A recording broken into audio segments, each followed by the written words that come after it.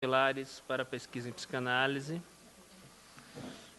com a participação das professoras Isabel Fortes, Mônica Macedo, Júlio César Wertzmann e Fernanda Pacheco Ferreira. Então, vamos começar imediatamente, que já estamos bem atrasadinhos, e exposições de 25 minutos de cada uma das nossas duplas, que é jogo de duplas hoje. E então eu passo a palavra, inicialmente, a professora Isabel Fortes, a professora Mônica Macedo, com um trabalho que se chama Quem é o psicanalista pesquisador? Questões cruciais sobre o método psicanalítico de pesquisa.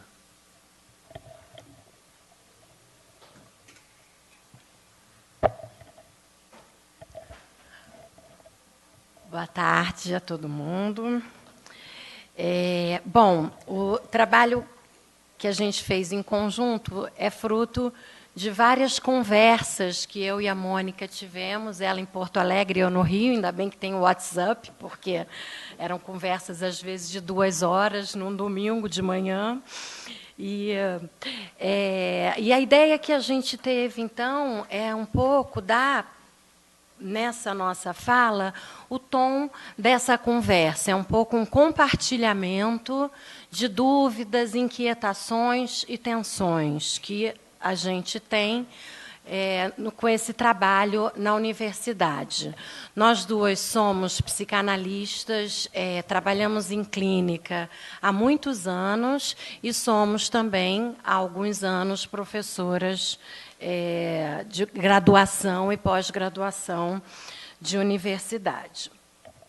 Bom, então a ideia aqui dessa apresentação, ela é uma ideia muito mais de mapeamento, de um traçado de alguns pontos, do que de uma perspectiva epistemológica dessa questão, né, que é a questão da nossa mesa, quem é o psicanalista pesquisador, questões cruciais sobre o método psicanalítico de pesquisa. Nesse tom, então, né, de conversa que a gente foi tendo, fomos trocando as nossas leituras nesses anos de trabalho na faculdade, as questões, e alguns autores importantes para nós duas que têm nos auxiliado nesse percurso ao longo desses anos. Autores como Luiz Cláudio Figueiredo, Renato Mezan, Joel Birman, Ana Carolina Lobianco, Christian Dunker, Luiz Caon, que são pesquisadores brasileiros, e no cenário internacional, Pierre Fédidat, Naziot, Joel Dor, Luiz Ronstein e Marie-Jeanne Sorré. Essas reflexões, então, os trabalhos desses professores, desses pesquisadores, têm nos ajudado a pensar sobre, por um lado, a ênfase dessas reflexões são muito entre a proximidade entre o método psicanalítico de tratamento e o método clínico, como que a pesquisa é necessariamente atravessada pelo método psicanalítico.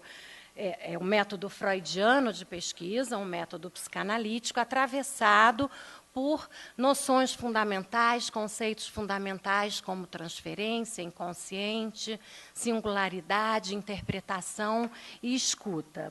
Ou seja, estamos de acordo, Mônica e eu, que a ética que sustenta o nosso trabalho como clínica também sustenta nosso trabalho como pesquisadoras, centradas nessas noções e nessa escuta importante também na pesquisa. No entanto, esses textos, essas conversas que a gente teve, surge para a gente um certo umbral, um certo lugar de uma incógnita que por mais tempo que a gente venha fazendo isso, ainda nos colocarmos duas questões que nos inquietam.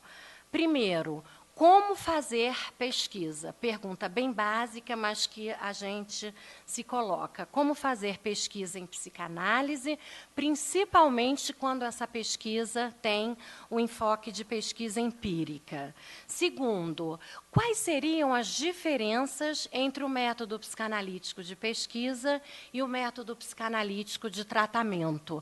De alguma forma, o que a gente descobre, né, com essas nossas referências, esses mestres, né, esses professores que têm nos ajudado, é que as proximidades do método clínico e do método de tratamento, elas são muito mais abordadas e enfatizadas do que as diferenças. Quando a gente chega assim no como fazer e nas diferenças, tem algumas incógnitas e maiores inquietações nos colocam para a gente, né? Como a gente trabalha com clínica, de alguma forma, as proximidades nos deixam mais confortáveis. E as diferenças? Porque experimentalmente, né, experiencialmente, sentimos que há diferenças e queremos poder avançar para falar delas. Na verdade, essa conversa é um trabalho que a gente quer que continue até a partir do... A gente já escreveu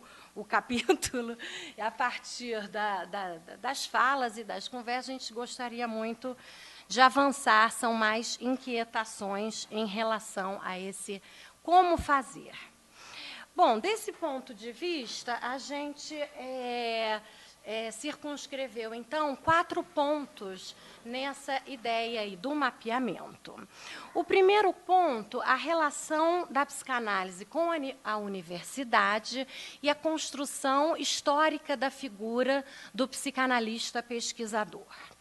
O segundo ponto, as modalidades de pesquisa em psicanálise nas suas formas, pelo menos a nosso ver, mais recorrentes, que são as pesquisas teóricas e as pesquisas empíricas. No terceiro ponto, o nosso debate traz, mais uma vez, essa questão hamletiana da psicanálise, ser ou não ser ciência. O quarto ponto, a gente delineou, a gente desenhou, então, algum esboço que, a nosso ver, ainda é frágil, é aí que a gente quer, na verdade, avançar na continuidade das nossas conversas, justamente avançar nessa pergunta. Quais as diferenças entre o método psicanalítico de pesquisa e o método psicanalítico de tratamento? Bom, vamos falar, então, um pouco do nosso primeiro ponto proposto. A inserção da psicanálise na universidade, principalmente nos programas de pós-graduação, ela acontece a partir dos anos 80, quando se cria, então, essa figura do psicanalista pesquisador. Num ensaio escrito em 2013, Psicanálise Política e Universidade, Joel Birman, que acabou de chegar, Joel Birman mostra que a inserção da psicanálise na universidade brasileira, através da criação de programas de pós-graduação em psicanálise, se deu exatamente nessa segunda metade dos anos 80.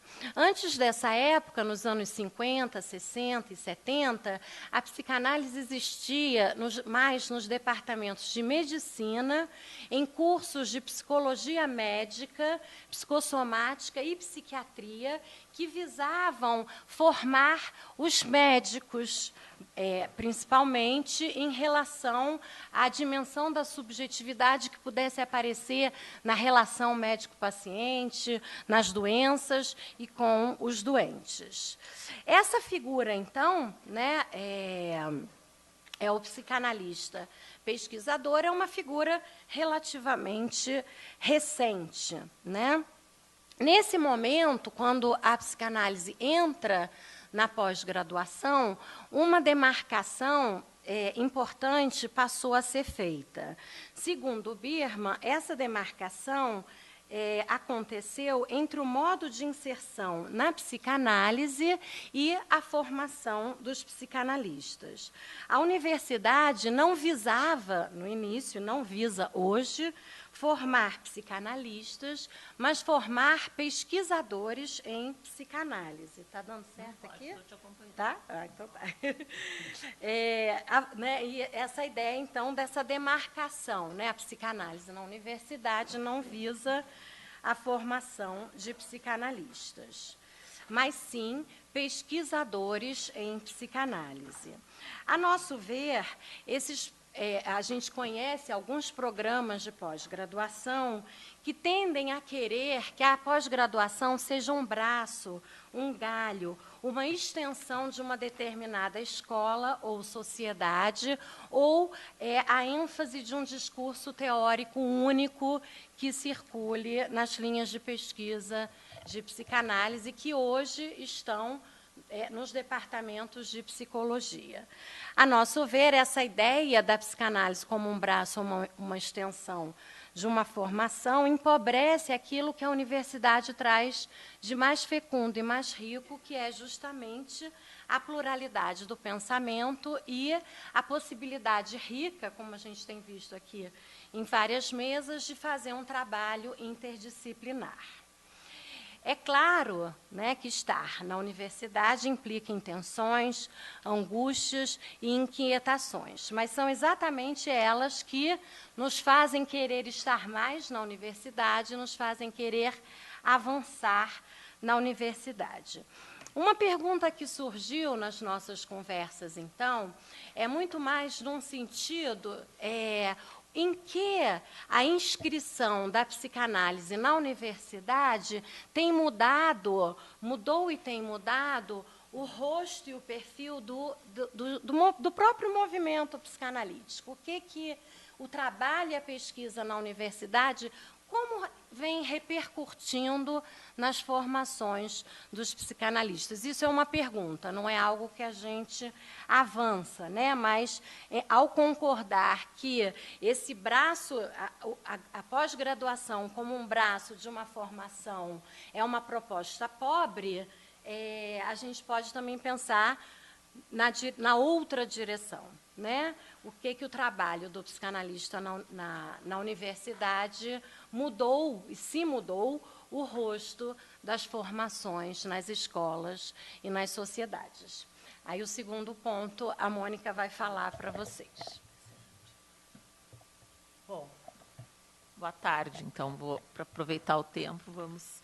Então, nosso segundo ponto tem a ver com essa constatação da inserção. Acho que isso hoje é evidente, não se questiona a presença da psicanálise nas universidades, principalmente na pós-graduação, mas isso traz, né, à reflexão, então, a questão do método.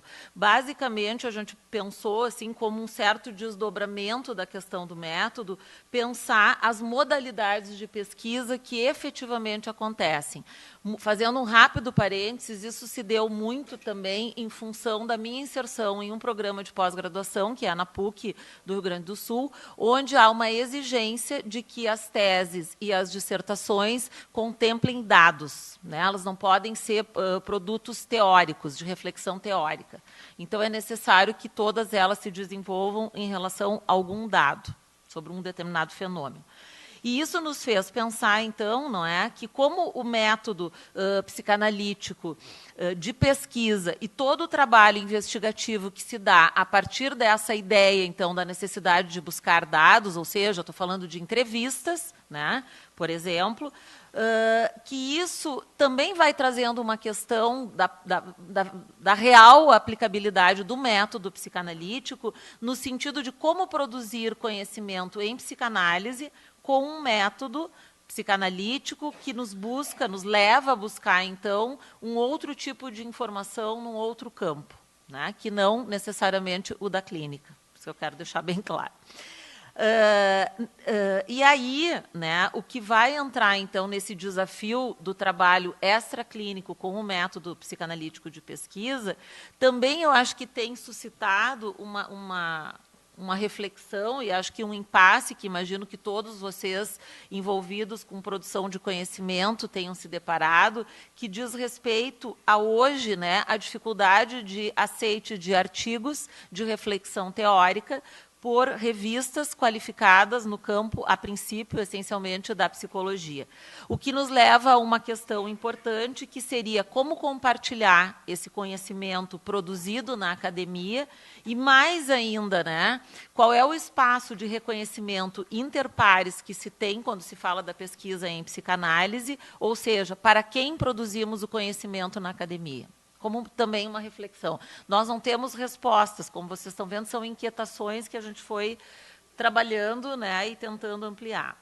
Nesse sentido, nos parece que o tema, o desafio ao qual me referia antes, ele não é necessariamente restrito ou simplesmente direcionado àquela modalidade de pesquisa que não é da clínica ou que não é teórica. Ela diz respeito a todas as pesquisas, né? Ou seja, como atentar a um rigor metodológico sem que isso signifique uma adesão a uma matriz positivista, a um método matemático, digamos, experimental de ciência. Então, o rigor metapsicológico nos impõe o enfrentamento desse desafio e, obviamente, também nos traz a necessidade de reafirmar ou de esclarecer qual é essa ética da psicanálise que teria que estar presente também na pesquisa empírica quando se tenta transpor, então, o método para além da experiência da análise, método psicanalítico. Encontramos, né, em Sorré, então, uma afirmativa que nos pareceu pertinente à nossa intenção, que é de praticar esta pesquisa psicanalítica sem romper o laço com o discurso psicanalítico. E como a Isabel falou antes, se preservando, então, né, no processo de pesquisa, o reconhecimento a esses elementos centrais da psicanálise. Eu não vou repetir, porque acho que tu falaste do inconsciente, transferência, enfim. Estou tentando ser rápida. Depois a gente discute. Bom, essa questão, então, que aparece muito nesses vários trabalhos, né, e como inquietação, que é a questão sobre ser ou não ser ciência. A gente detectou nesse mapeamento que a gente fez, claro que o mapeamento é circunscrito a este que a gente fez, claro que esse mapa mundi pode ser bem maior do que a nossa contribuição aqui. Mas a gente detectou, primeiro, duas posições, né? A psicanálise não é ciência, não há a preocupação por muitos pesquisadores de afirmar a cientificidade da psicanálise, ou a outra posição, né, também bastante presente nos estudos, que é a psicanálise é ciência, mas um certo consenso, aliás, um certo consenso não, um consenso majoritário, né, nos autores que a gente leu, é que a psicanálise é ciência, mas uma outra modalidade de ciência que não as ciências naturais, a ciência matemática, as ciências duras ou que utilizem o método experimental. Então, para quem acha que a psicanálise é ciência, há esse consenso, mas diverge, né? Há algumas maneiras de se pensar qual seria essa outra modalidade de ciência. Bom, vamos ver, então, o primeiro ponto. Ao pensar que a psicanálise não é ciência, vários pesquisadores, isso até apareceu na mesa de hoje de manhã, vários pesquisadores aproximam psicanálise e arte. Isso apareceu na mesa da Marta Rezende Cardoso, quando ela falava da sustentação que o Jacques André faz do psicanalista como mais próximo do artista do que do cientista. Toda uma ideia da psicanálise como criação, como possibilidade de invenção e uma proximidade muito forte, nesse ponto de vista, com o método clínico, né, com a psicanálise atravessada pela clínica, pela escuta, pela ética da clínica e pelas mesmas balizas do método clínico. Um livro que é bastante forte nesse sentido da proximidade entre psicanálise e arte é o livro do Jacques Rancière, O Inconsciente Estético, né? Essa ideia da proximidade entre psicanálise e estética foi trabalhada de forma bastante epistemológica pelo Jacques Rancière. Na outra posição, né, vamos então sustentar que a psicanálise é ciência. Encontramos nos trabalhos dos pesquisadores duas formas de pensar isso. Uma, a psicanálise é uma ciência e ela pode ser aproximada das ciências da linguagem. Está certo aí? A outra, a psicanálise é ciência e pode ser aproximada das ciências da complexidade.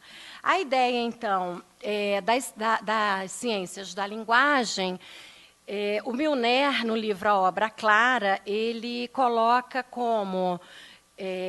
se a gente segue Kuhn e Poiré, a gente pode, de alguma forma, se contrapor à ideia de Popper que a psicanálise não é ciência porque não é refutável. Eu não vou me aprofundar aqui, porque, como a gente já falou, essa nossa visada não é uma visada epistemológica, mas um mapeamento, né? Mas, de alguma forma, a partir de Kuhn e Poiré, podemos pensar essa ideia de que, se a psicanálise é contingente, a contingência pode ser aproximada da refutabilidade e aí a psicanálise ser validada cientificamente.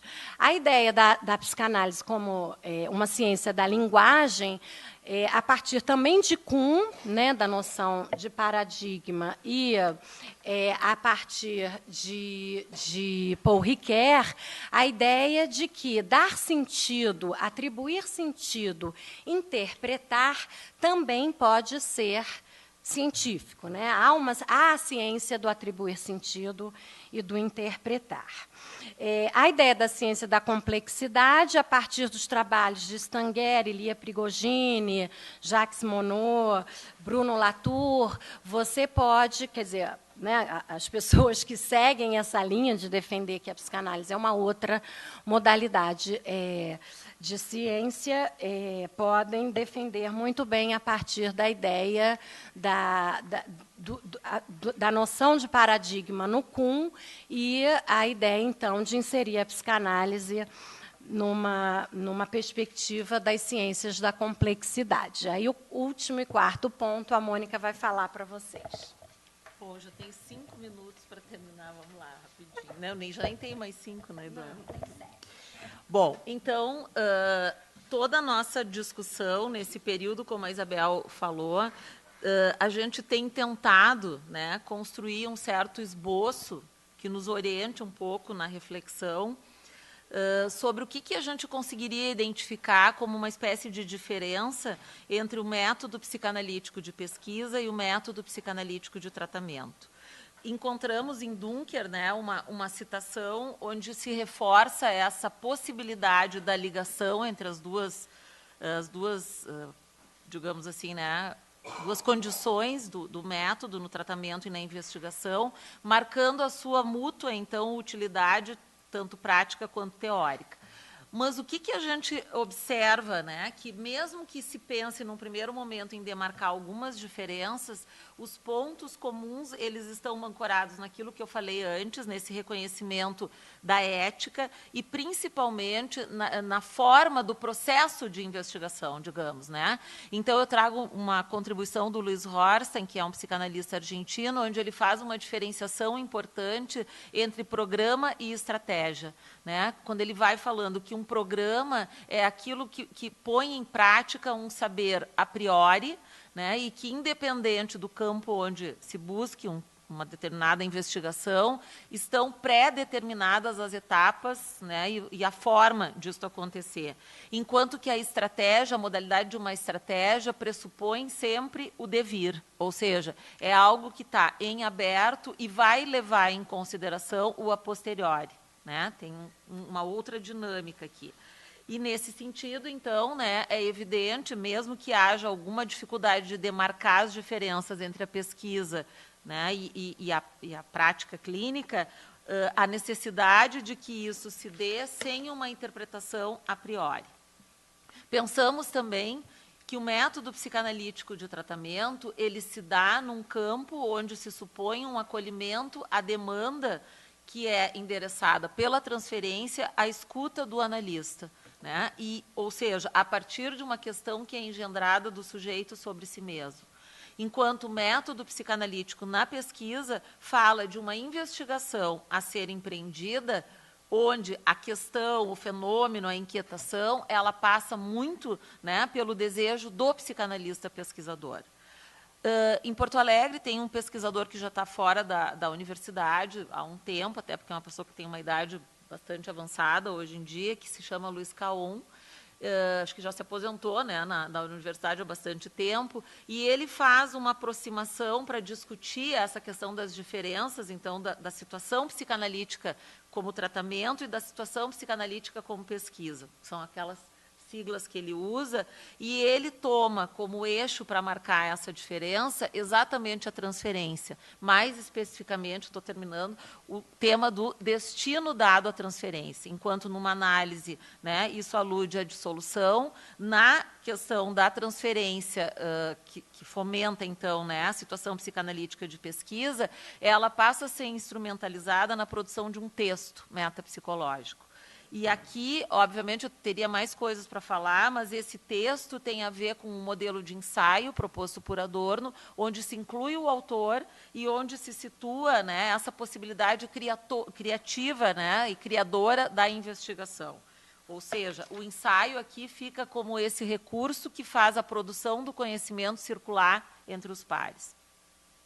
Dunker também aborda essa questão, então, do método, né, nessas diferentes condições, e fala do método de investigação como uma estrutura aberta, e aqui entra, então, essa heterogeneidade de fontes que a gente está falando no sentido empírico de dados de investigação de fenômenos, não da clínica, né, enquanto que no método de tratamento, né, o método de tratamento psicanalítico, se vê uma estrutura mais fechada, o que não significa que não haja uma potencialidade criativa. E acho que o modelo do mais fechado aqui é muito claro quando a gente vai lá para o modelo do jogo de xadrez proposto pelo Freud, no sentido dos movimentos de abertura e de fechamento, né? Rapidamente, tentando, então, concluir e deixando mais para o debate, né, a gente reconhece, assume a complexidade de se envolver com esse tema, não é fácil, não é simples. Tentamos pensar como que 3 possibilidades do psicanalista pesquisador no sentido da pesquisa clínica, no sentido da pesquisa teórica e no sentido da pesquisa empírica, por mais que a gente teria que discutir um pouco melhor a questão do empírico, mas, enfim, não vai dar tempo, né? E, para finalizar, agora me perdi nas minhas folhinhas, deixa eu ver. O que nós podemos, acho que, afirmar, e me parece que esse encontro vem trabalhando isso de diferentes maneiras.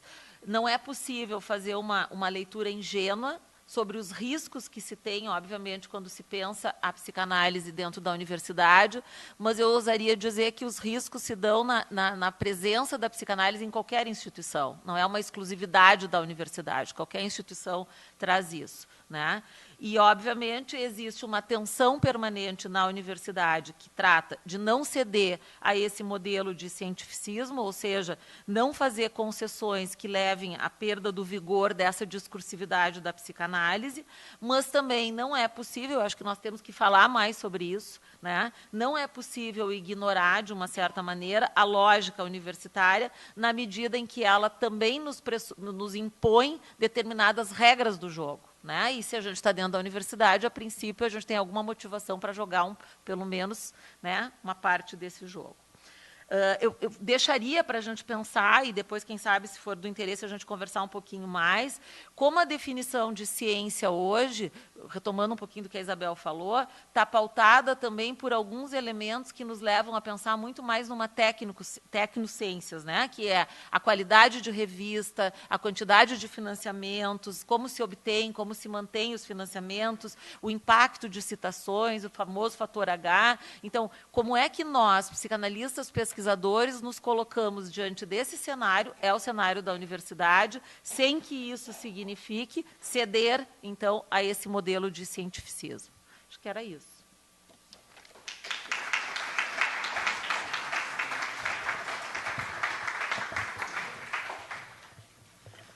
Eu vou passar a palavra imediatamente, então, ao Júlio e à Fernanda.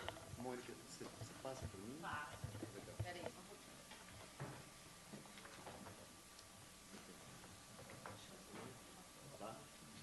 Não? Não ouviu? Alô?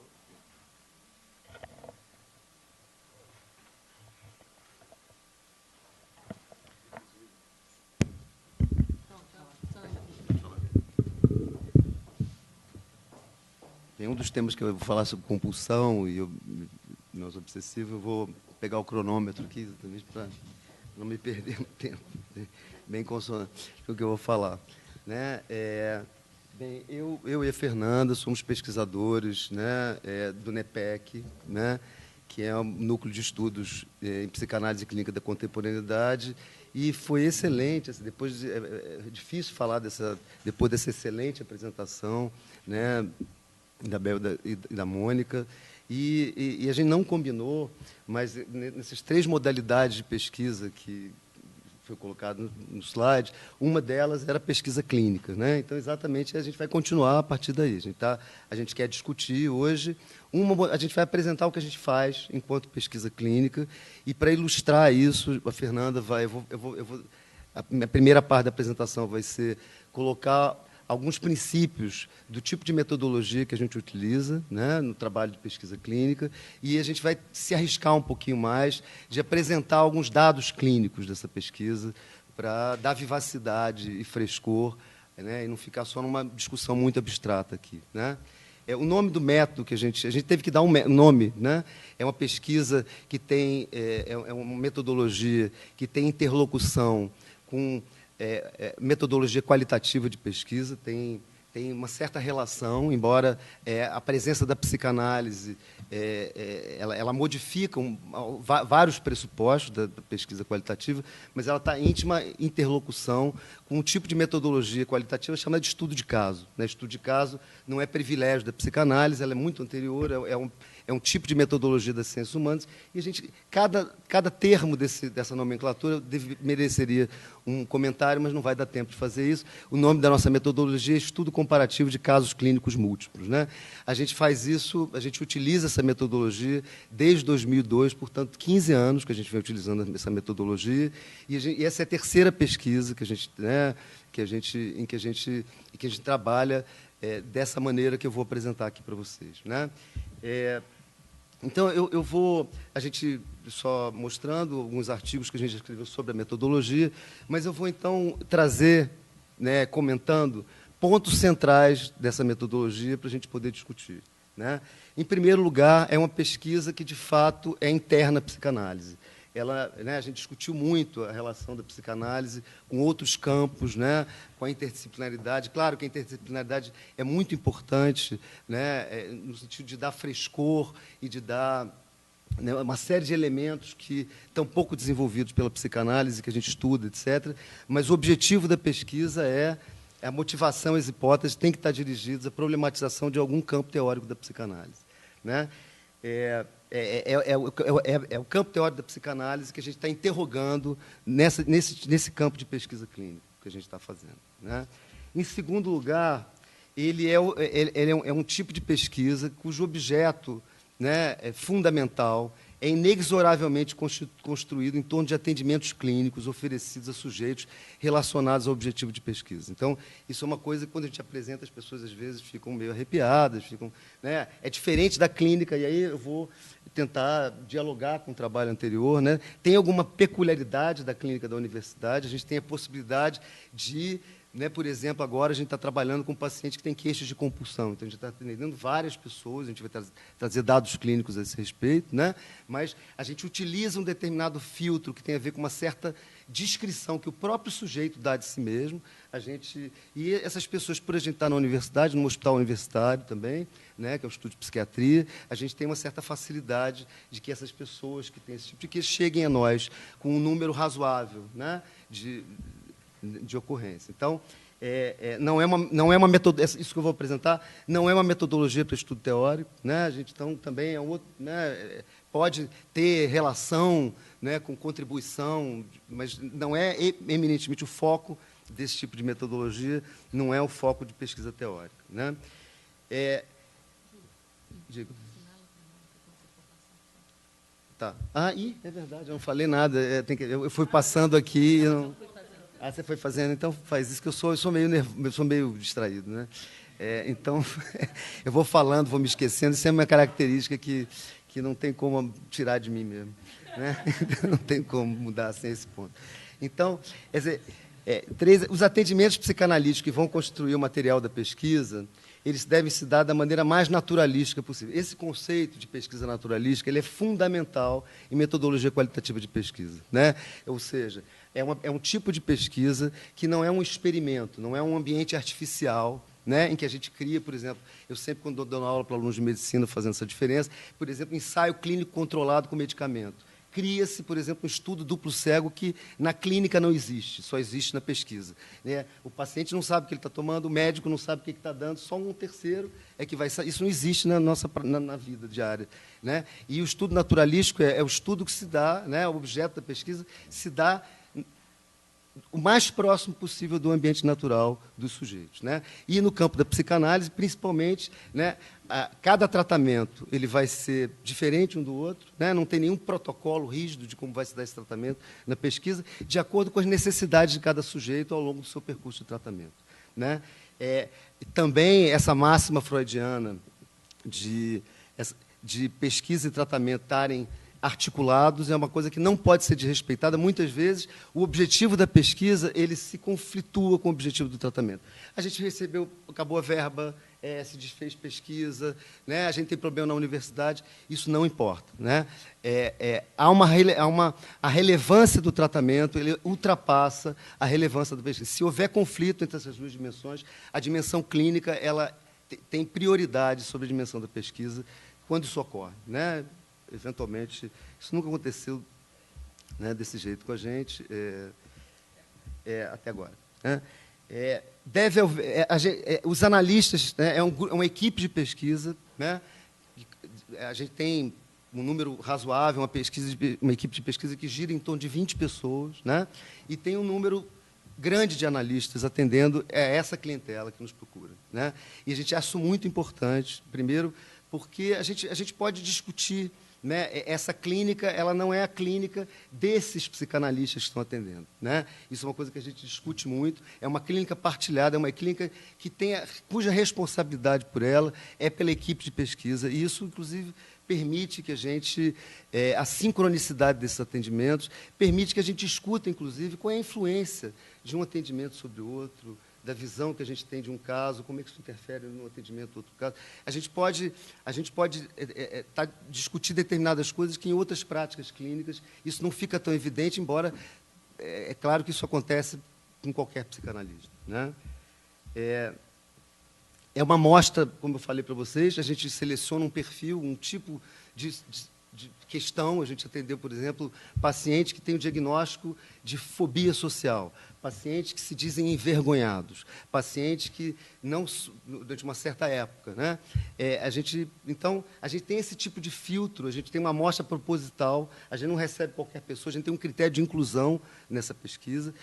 Mas é importantíssimo dizer, para não parecer que a gente está fazendo uma coisa que a gente não está fazendo, é que esse critério de inclusão na pesquisa é um critério cujo objetivo é ser desconstruído, né? A clínica, ela desconstrói, né? O paciente chega de uma determinada maneira, com um determinado tipo de... como se fosse uma identidade, e a desconstrução desse filtro, desse critério de inclusão, é um dos objetivos dessa pesquisa, né? Pode passar. Né? Deve haver o acompanhamento supervisionado de cada caso, né? Os 3 coordenadores da pesquisa não atendem, são supervisores, funcionam como supervisores. Isso, a gente pode combinar várias estratégias de supervisão em grupo, mas isso a gente só faz supervisão em grupo, a gente não faz supervisão individual dos casos, porque a gente acha que é muito importante que não se crie determinados mecanismos de rivalidade dentro da equipe, de casos que só uma parte da equipe conheça e outra não conheça. E isso vai ter muita importância, né, no tipo de trabalho clínico que a gente faz, né? O estudo é duradouro, evidentemente, né? Tem etapas preliminares, a gente às vezes demora 2 anos pensando que pesquisa vai fazer antes de receber o paciente, mas são estudos que, em média, têm demorado de 4 a 5 anos, né? E a gente atualmente tem 4 pessoas que a gente está atendendo de pesquisas anteriores. Então, porque a clínica, a necessidade clínica de atendimento, mesmo que a pesquisa tenha acabado, né, se a gente vê indicação clínica de quantidade de tratamento, isso a gente tem que se responsabilizar por isso, né? Isso a Fernanda vai falar um pouquinho, né? A gente constitui, isso é a posteriori, isso não é a priori, a gente constitui critérios analisadores, é um material imenso que a gente tem, né? São anos e anos de atendimentos registrados, né?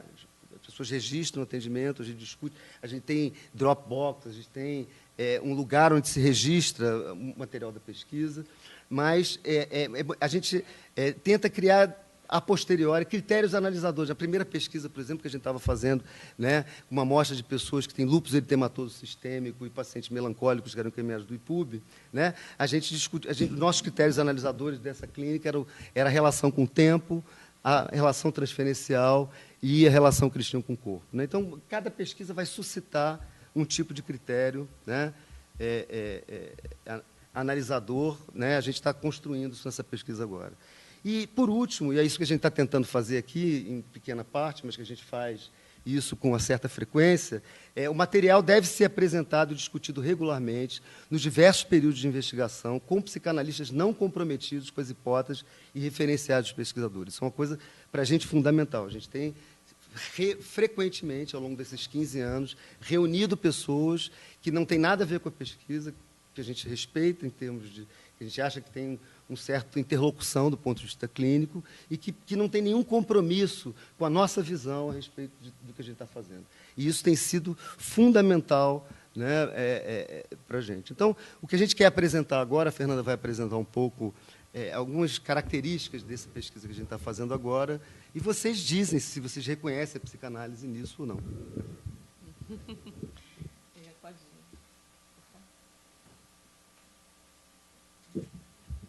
Que venham até a frente para poder usar o microfone, porque a gente está registrando as perguntas também. Tá bom? Tem uma pergunta ali, 2. Enquanto vocês se encaminham para você primeiro, você é o primeiro. Deixa ele vir primeiro. A minha pergunta, assim, é para os meus colegas de mesa aqui. Tem que pegar esse microfone aqui, por favor. É o seguinte: se vocês preferem blocos, ou responder uma a uma. Acho que em bloco a gente vai mais. Então vamos fazer um bloco. Vamos começar com esse bloco de 2 perguntas, tá? E a gente vai seguir o formato de blocos. Diz seu nome, por favor. Tá? Meu nome é Hugo, eu sou doutorando lá na UFJF, com o Richard, que apresentou hoje.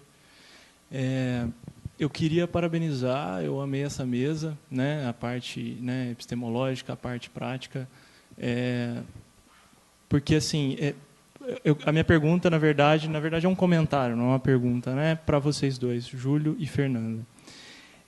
Queria parabenizar vocês por estarem fazendo esse tipo de pesquisa, porque eu acho que, bom, se a gente for pensar na relação entre teoria e fenômeno, né, eu acho que a psicanálise ela submete demais o fenômeno à teoria, sabe? Ela olha muito através da teoria e ela esquece de consultar o fenômeno, assim, sabe? A psicanálise atual.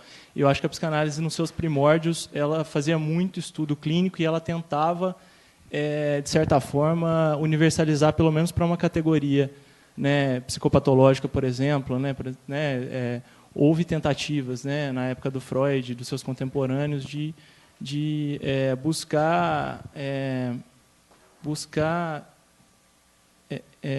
confirmar hipóteses, né, universais sobre uma determinada categoria, que é o que vocês estão fazendo. Assim, eu achei muito interessante, pelo menos da forma como eu entendi, né. Vocês deram o exemplo da compulsão.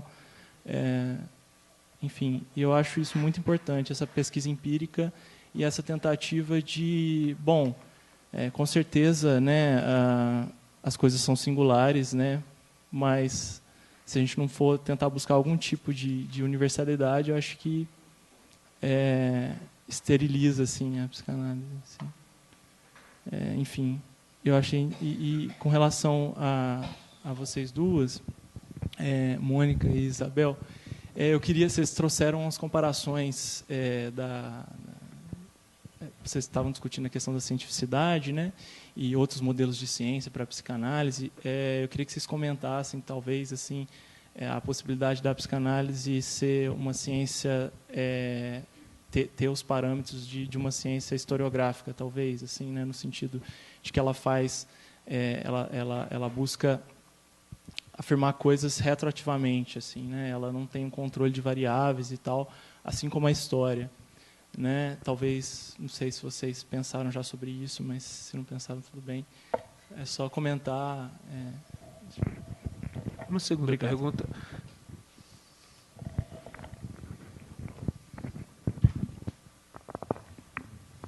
Olá, boa tarde. Eu sou o Jorge, da Unesp de Bauru, estou no 5º ano de graduação. Eu queria fazer uma pergunta para cada dupla. Primeiro para o Júlio e para a Fernanda, dizer que eu acho legal esse projeto sincrônico. Eu já falei para o Júlio, numa apresentação de trabalho, que lá em Bauru eu participo já há quase 5 anos de um projeto onde ele funciona da mesma forma.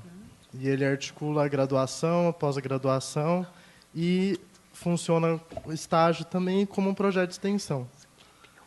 Só que eu, conversando com a Tatiana também, vocês comentaram sobre algumas questões institucionais, eu admito que nos relatórios e na minha experiência lá no projeto, essas questões institucionais elas aparecem muito pouco.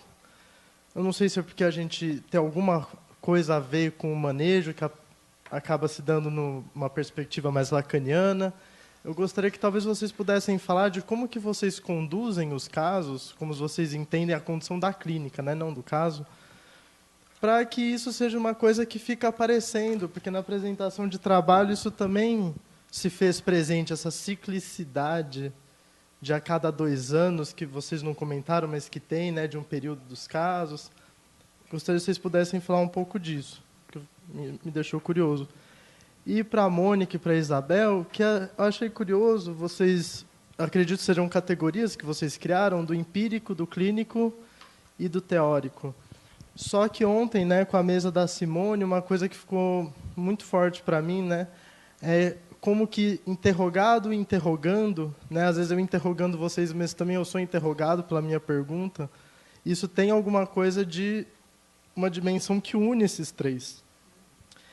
E daí que, em última instância, quando a gente está falando num grupo de pós-graduação que tem mais do que psicanálise, mas tem um grupo de psicanálise que faz laço e que se ouve, o que é esse empírico, né, para dividir a clínica e o teórico e criar um empírico? O que é esse empírico que vocês estão chamando que sai dessa interrogação interrogando que o pesquisador faz, né? Para que eu dou o microfone?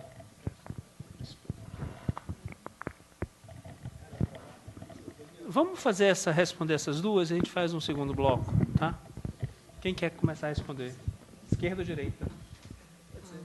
Vocês começam a responder. Espera que vocês... Qual é o seu nome mesmo? Hugo.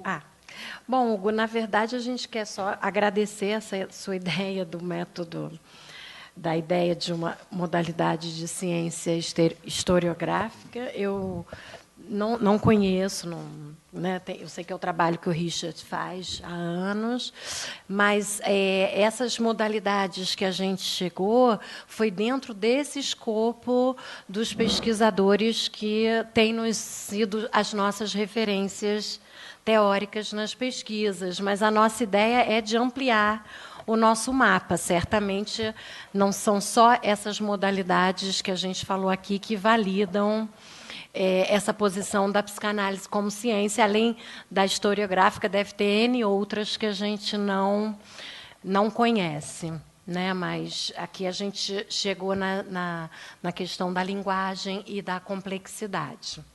Tá? Jorge, né? Bom, de fato, é complexo essa sua pergunta, toca num ponto para a gente bastante complexo, que é quando a gente separa, se eu entendi a sua pergunta, como separar a clínica e a empiria, né? Quando a gente está falando pesquisa clínica, a gente está falando pesquisa de caso clínico, pesquisa bem ligada a caso clínico. Quando a gente está falando pesquisa empírica, há outros nomes, né? Poderíamos chamar de clínica ampliada, poderíamos chamar de clínica em extensão. Claro que a clínica está presente.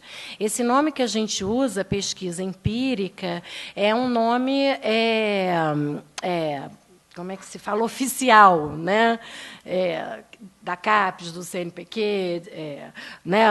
Quando você vai mandar um artigo para uma revista muito qualificada, eles mandam você dizer é reflexão teórica ou é pesquisa empírica, então você usa. Agora, certamente, essa empiria é atravessada pela clínica. O que a gente estava tentando pensar o que seria o que é essa pesquisa empírica, como fazer uma pesquisa empírica numa escola, ou, num caso que eu acompanhei junto de uma aluna da Mônica, de militares que atenderam no Haiti em situações de catástrofes. A pesquisadora vai fazer uma entrevista para tentar ver um pouco o pós-operatório, né? o pós dessa experiência para essas pessoas. A pesquisadora faz 5 entrevistas com cada militar, militares médicos, né? Enfermeiros,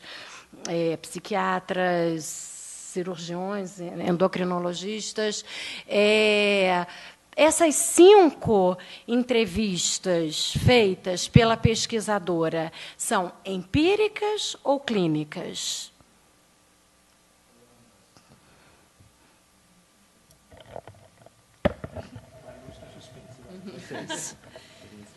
Não, em relação a essa questão da instituição, você está trazendo também algumas coisas do trabalho da Tatiana que, na verdade, eu não estava assistindo, eu sei qual é o trabalho, mas esses limites, acho que você está falando o tempo de atendimento, né? Que a gente tem a cada 2 anos, a gente se propõe a atender 2 anos, isso está escrito no termo de consentimento que a pessoa assina quando começa o atendimento, mas a cada 2 anos a gente revisa com a equipe, com o próprio sujeito que está sendo atendido, né, a relevância daquele tratamento. Tem um momento, né, se vale a pena continuar, se está tendo ganho, se aquilo, né, segue ou não, mesmo que não seja um atendimento que se inclua na pesquisa que está em andamento. Por isso que a gente falou que a gente tem casos da primeira pesquisa, não, da primeira ainda não tem mais, né, agora já não tem mais. Tem casos da segunda pesquisa, 4 casos que continuam em atendimento, porque a gente viu que era importante manter o atendimento dessa pessoa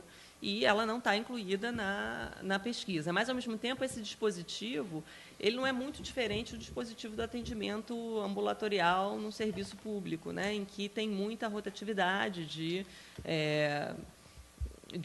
até dos médicos, por exemplo, se as pessoas trocam de médico muitas vezes, são residentes que trocam, a gente garante essa estabilidade, né, de 2 anos, o comprometimento do pesquisador em atender no mínimo 2 anos, porque também são alunos de pós-graduação que, eventualmente, também vão se desligar do programa, nem sempre vão se manter ligados ao grupo de pesquisa. Então, são questões importantes que a gente tem também, né? Eu acho que é um ponto relevante, mas a gente precisou estabelecer essa garantia mínima dos 2 anos com possibilidade de prorrogar, mas é um ponto que a gente não tem como contornar, como garantir esse atendimento. E é uma forma da gente revisar também, de estar sempre um pouco atento sobre o uso também desse tratamento, como ele está sendo efetivamente vivido ali, né? Não sei se era isso que você estava querendo saber. Então, o que você quis saber sobre os 2 anos?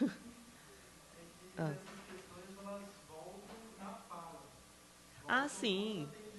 Uhum. Como que é o manejo de vocês, por conta que eu imagino que isso tem a ver, inclusive, com isso reaparecer. Uhum. Porque lá a minha experiência tem muitos aspectos semelhantes aos de vocês. Deixa eu falar. A reflexão, o caso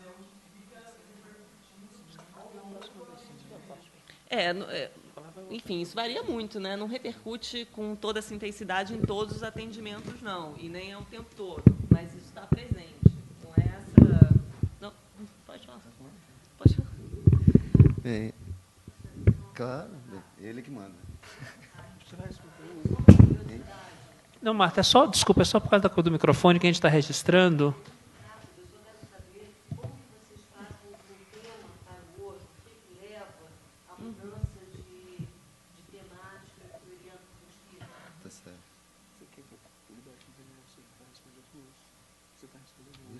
Pode ser mais um.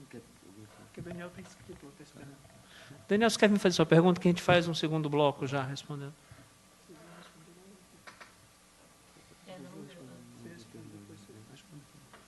Tem que pegar o microfone. Assim, sem microfone. Boa tarde.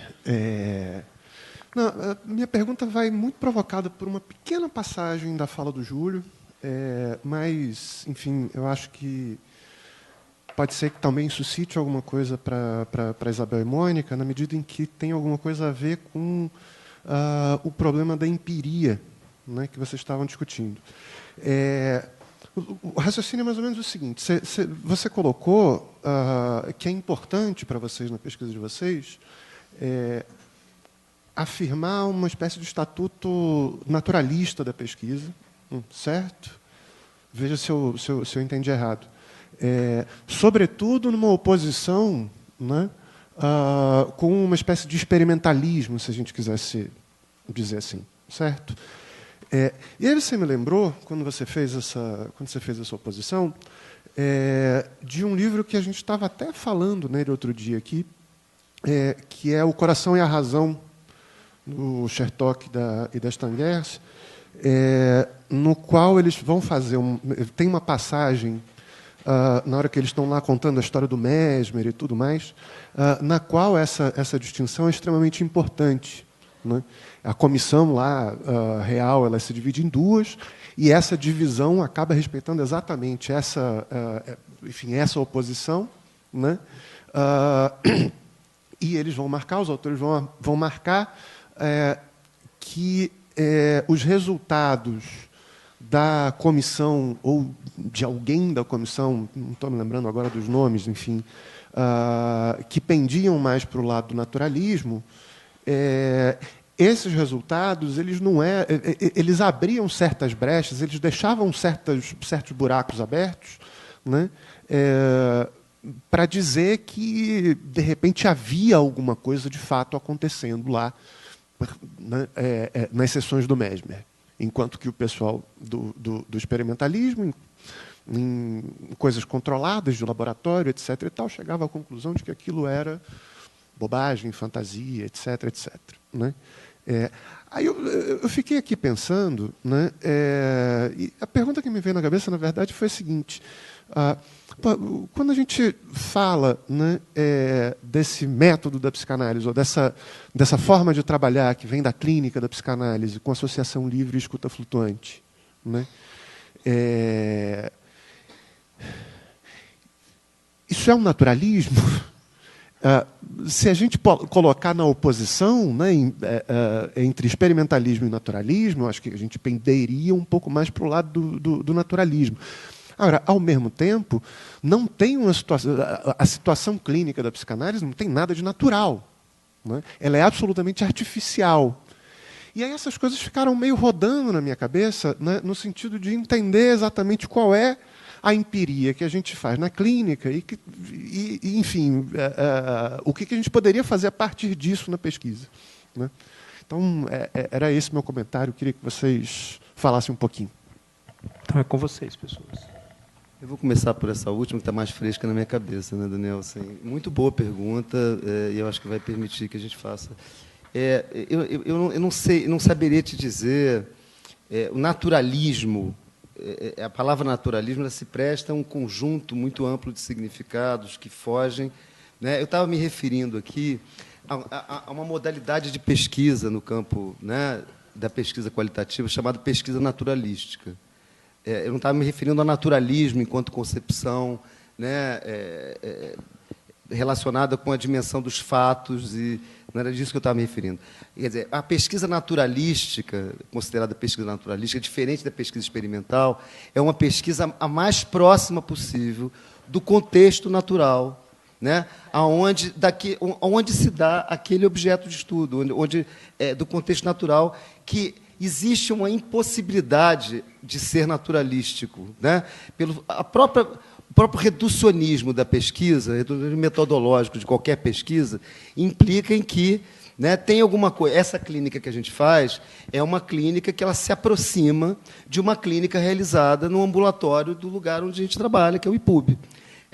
Por exemplo, a gente recebe os pacientes, a gente não falou aqui, a gente recebe os pacientes através, né, tem uma entrevista com os coordenadores, geralmente sou eu, ou com a Tereza, ou com a Regina, ou nós três, a gente recebe, faz uma entrevista e encaminha, né, e a gente encaminha para outra pessoa da pesquisa que vai ser, né, quando as pessoas são aceitas para a pesquisa. Então, isso é muito parecido com o que se dá no ambulatório do IPUB, você tem um acolhimento inicial. Então, é disso que a gente está chamando de estudo naturalístico, né? A gente não está criando uma modalidade de atendimento diferente do que acontece atualmente na clínica. Então, eu não lembro aí, então é isso que eu estava querendo dizer. Agora, de fato, o que você colocou é uma questão muito importante, é um paradoxo total, né? Você trouxe para a gente um paradoxo que eu mesmo não tinha pensado, quer dizer, que o setting analítico é um setting artificial, né? Então, o que é ser naturalista? O que é um estudo naturalístico com a psicanálise? É poder estar mais próximo possível do setting artificial, que é o setting clínico. E isso aqui é um paradoxo, mas é um paradoxo que a gente precisa enfrentar, né? A gente precisa tomar essa artificialidade do setting como um dado da ocorrência habitual da psicanálise na clínica, né? Então, esse é um ponto. Segundo ponto, assim, respondendo ainda essa questão do tempo de permanência do sujeito na pesquisa, a Tatiana apresentou um trabalho, né, aqui, né, em que uma das coisas colocadas a gente estava discutindo qual é o vínculo que esses pacientes têm, por onde passa a transferência, né? Eu vou falar de vínculo porque o vínculo é uma palavra muito mais ampla do que a transferência, né? Então, por onde passa? E a gente percebeu que tem um intercruzamento no campo, que é específico no campo da universidade, entre o vínculo com o analista, que, às vezes, ele é menos importante do que outros vínculos, é incrível, dependendo do sujeito, né? O vínculo com a instituição, a gente tem uma concepção de instituição muito peculiar, né? Baseada na ideia de psicoterapia institucional francesa, uma inspiração na psicoterapia institucional francesa. O vínculo com a equipe de pesquisa, os pacientes sabem, é diferente de outros ambientes de clínica, ali eles estão sendo atendidos por que eles sabem que é uma equipe de pesquisa e que eles se esquecem, boa parte dos sujeitos, quanto mais próximo da neurose, mais eles se esquecem completamente disso. É impressionante. Né? E o vínculo com uma coisa extremamente abstrata que a gente chama de universidade, que ali é o vínculo que os pacientes têm, que estão num lugar universitário, os pesquisadores, os analistas, está todo mundo vinculado. Então, pensar sobre esses vínculos, esse entrecruzamento, isso aparece na clínica, isso aparece nos atendimentos, e isso a gente reavalia a cada 2 anos para que essa relação com a pesquisa não ficar muda, não ficar completamente sem aparecer, né? Porque ela aparece, ela faz parte do tipo de vínculo. Eu vou passar a palavra. A Marta perguntou. Marta, assim, existe em pesquisa, sobretudo no campo da pesquisa qualitativa, tem um conceito chamado de ponto de saturação, né, de uma determinada pesquisa, né, que é uma coisa difícil de delimitar, né?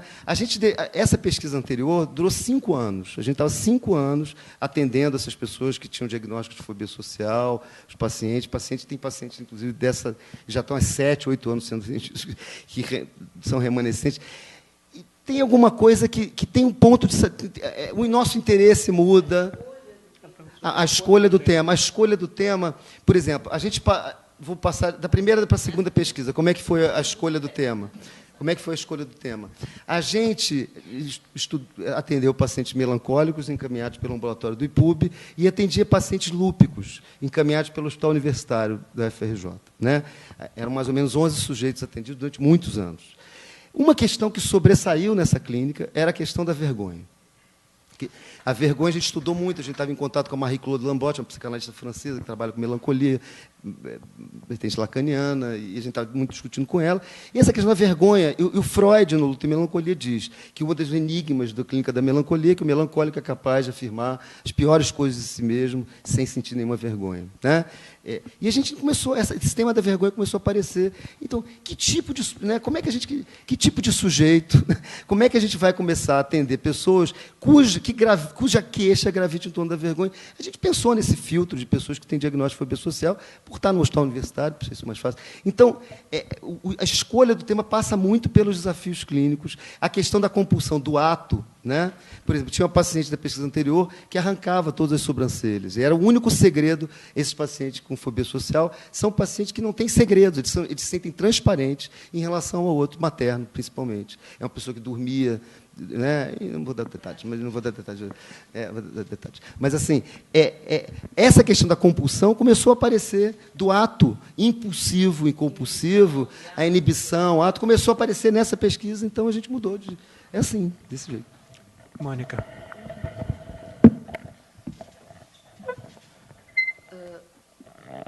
Na verdade, só um comentário rápido, assim, que me chama um pouco a atenção, até porque essa é a proposta, né, do encontro. Acho que a gente discutia a questão do método. Acho que é uma questão que fica para a gente pensar.